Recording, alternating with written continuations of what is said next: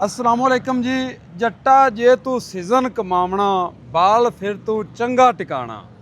आज थोड़े वास्ते जनाब ज़रई मशीनरी दा तगड़ा टिकाना लैके आया साजिद ते माशाअल्लाह इन्हां दे जेहड़े ज़रई औजार ने जिंदे विच इन्हां दा लेज़र कराया हो गया या फिर इन्हां दी ठोस हल हो गई।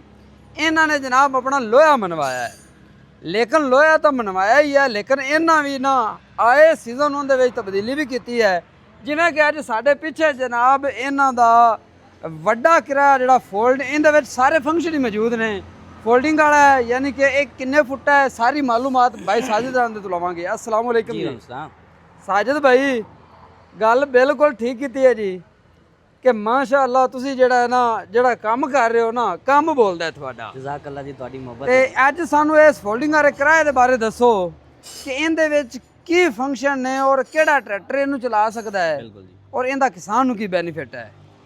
आसफ भाई सब तो पहली तो गल ਆਪਾਂ ਸਟਾਰਟ ਹੀ ਟਰੈਕਟਰ ਤੋਂ ਲੈਨੇ ਆ। ਹਾਂਜੀ ਸਾਡੇ ਕੋਲ ਜਿਹੜੀ ਸਭ ਤੋਂ ਵੱਡੀ ਹਾਰਸ ਪਾਵਰ ਗਿਣੀ ਜਾਂਦੀ ਹੈ ਆਮ ਹਾਲਾਤ ਦੇ ਵਿੱਚ ਇਸਤੇਮਾਲ ਜ਼ਿਮੀਦਾਰ ਕਰਦਾ ਹੈ ਸਾਡਾ ਵੀ ਹਰ ਸਾਈਡ ਤੇ ਜੀ ਉਹ 85 ਹਾਰਸ ਪਾਵਰ ਹੀ ਹੈ ਜੀ। ਜੀ ਬਿਲਕੁਲ ਇਸ ਤਰ੍ਹਾਂ ਹੈ। ਠੀਕ ਹੈ, ਸਭ ਤੋਂ ਵੱਡੀ ਤਗੜੀ ਹਾਰਸ ਪਾਵਰ ਹੁਣ ਆ ਰਹੇ ਨੇ 100 ਹਾਰਸ ਪਾਵਰ 125 150 ਤੱਕ। ਉਹਦੇ ਨਾਲ ਸਾਨੂੰ ਵੀ ਖੁਸ਼ੀ ਹੋਏਗੀ ਤਾਂ ਕਿ ਸਾਨੂੰ ਵੀ ਵੱਡੇ ਔਜ਼ਾਰ ਬਣਾਉਣ ਦਾ ਮੌਕਾ ਮਿਲ ਜਾਏ। ਹਾਂਜੀ ਅਸੀਂ ਬੜਾ ਤਰਸੇ ਪੈਸਾ ਉਹ ਬਣਾ ਕੇ ਅੱਛਾ ਜੀ ਪਹਿਲੇ ਵਾਲੇ ਔਜ਼ਾਰ ਹੀ ਹੁਣ ਜਿਸ ਤਰ੍ਹਾਂ ਆਪਣੀ ਹੱਲ ਹੈ ਜੀ ਇਹ 9 11 13 ਤੱਕ ਅਸੀਂ ਆਮ ਬਣਾਈ ਦੀ ਸੀ। ਠੀਕ ਹੋ ਗਿਆ। ਹੁਣ ਮਾਸ਼ਾਅੱਲਾ ਕਿ ਇਲਾਕੇ ਇਸ ਤਰ੍ਹਾਂ ਦੇ ਨੇ ਜਿੱਥੇ 19 21 ਤੱਕ ਵੀ ਹੱਲਾਂ ਜਾ ਰਹੀਆਂ ਨੇ ਉਹ ਵੱਡੇ ਟਰੈਕਟਰਾਂ ਦੀ ਬਦੌਲਤ ਹੀ ਹੈ। ਬਿਲਕੁਲ ਜੀ। ਹੁਣ ਆਪਾਂ ਲੇਜ਼ਰ ਤੇ ਮੂਵ ਕਰਨਾ ਜੀ। ਇਹ ਲੇਜ਼ਰ 85 ਹਾਰਸ ਪਾਵਰ ਲਈ ਹੈ।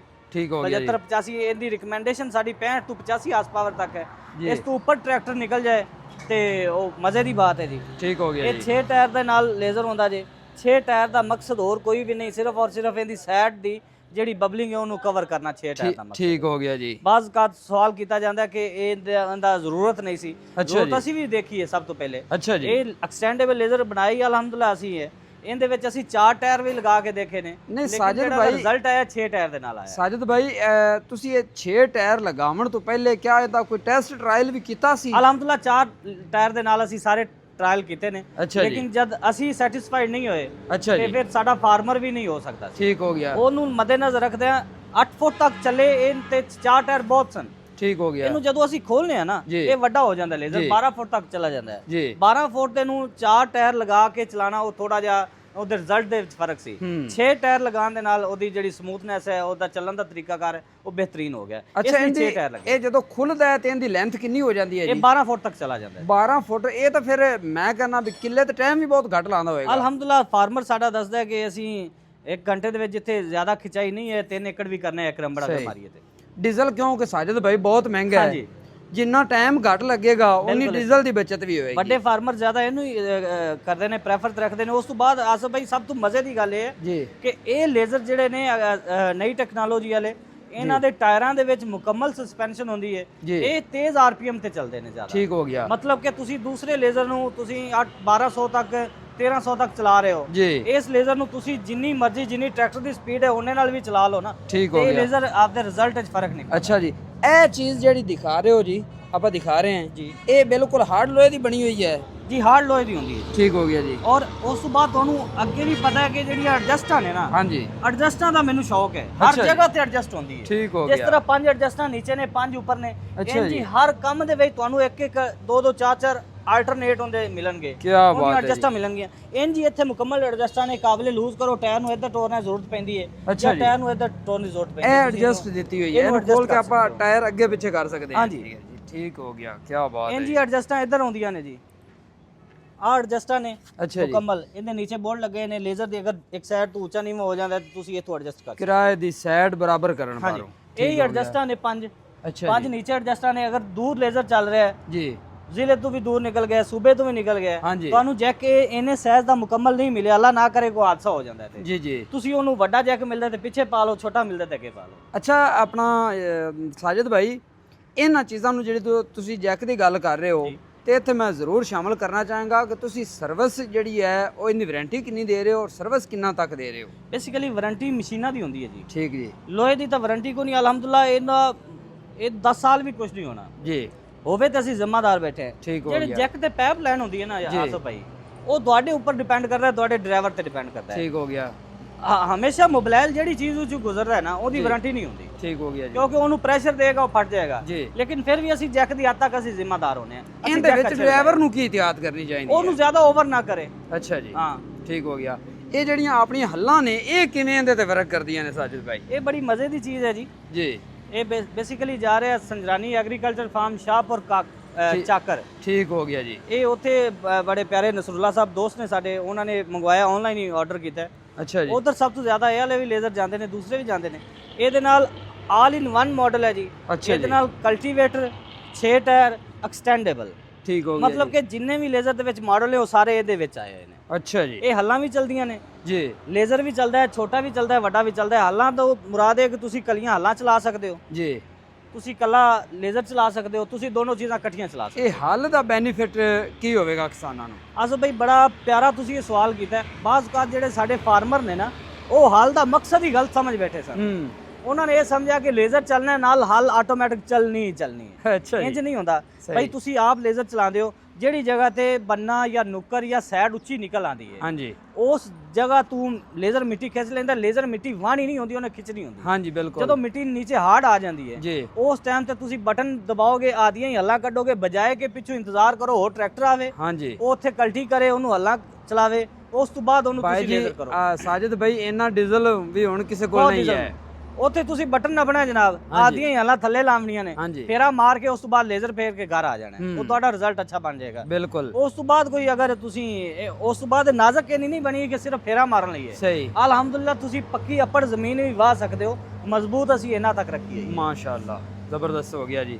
ਅੱਗੇ ਇਹ ਤੇ ਆ ਜਾਂਦੇ ਆ ਜੀ। ਇਹ ਚ ਵੀ ਐਡਜਸਟੇਬਲ ਦਿੱਤੀ ਹੋਈ ਹੈ, ਤੁਹਾਨੂੰ ਪਤਾ ਹੈ ਐਡਜਸਟਾਂ ਵਾਲਾ। ਅੱਛਾ ਜੀ। ਐਡਜਸਟਾਂ ਵਾਲੀ ਗੱਲ ਦਾ ਤੁਹਾਨੂੰ ਬਖੂਬੀ ਅੰਦਾਜ਼ਾ ਹੈ। ਇਹਦੇ ਵਿੱਚ ਵੀ ਐਡਜਸਟਾਂ ਨੇ 5 ਐਡਜਸਟਾਂ ਨੇ। ਇਹ ਚ ਤੁਹਾਡੀ ਉੱਚੀ ਹੈ ਜਾਂ ਨੀਵੀਂ ਹੈ, ਠੀਕ ਹੋ ਗਿਆ। ਆਪਣੇ ਟਰੈਕਟਰ ਦੇ ਮੁਤਾਬਕ ਆਪਾਂ ਐਡਜਸਟ ਕਰ ਸਕਦੇ ਹਾਂ। ਪਹਿਲੇ ਹੁੱਕ ਕਟਾਣੀ ਪੈਂਦੀ ਸੀ। ਅੱਛਾ ਜੀ। ਅੱਛਾ ਇਹ ਜਿਹੜੀਆਂ ਹੱਲਾਂ ਨੇ ਇਹ ਟਰੈਕਟਰ ਦੇ ਉੱਤੇ ਅਸੈਂਬਲੀ ਲੱਗੀ ਹੋਏਗੀ ਜਾਂ ਥੱਲੇ ਲੈ ਕੇ ਡਰਾਈਵਰ ਨੂੰ ਜਿਹੜਾ ਆਪਰੇਟ ਕਰਨੀ ਪੈਗੀ? ਇਹ ਅਸੈਂਬਲੀ ਟਰੈਕਟਰ ਦੇ ਉੱਪਰ ਮੂਵ ਕਰ ਜਾਏਗੀ। ਇਹ ਲੱਗੀ ਪਈ ਹੈ ਨਾ ਹਾਂਜੀ, ਇਹ ਅਸੈਂਬਲੀ ਚੌਕੇ ਟਰੈਕਟਰ ਦੇ ਡਰਾਈਵਰ ਦੇ ਬਿਲਕੁਲ ਨਜ਼ਦੀਕ ਹੋਏਗੀ। ਠੀਕ ਹੋ ਗਿਆ। ਕਿਉਂਕਿ ਹੱਲ ਦੀ ਜ਼ਰੂਰਤ ਬਾਰ-ਬਾਰ ਪੈ ਜਾਂਦੀ ਅਕਸਰ ਜੀ, ਤੇ ਉਹ ਫਿਰ ਲੈਂਦਾ ਫਿਰੇ ਤੇ ਚੜਦਾ ਫਿਰੇ, ਇੰਜ ਨਹੀਂ ਹੁੰਦਾ।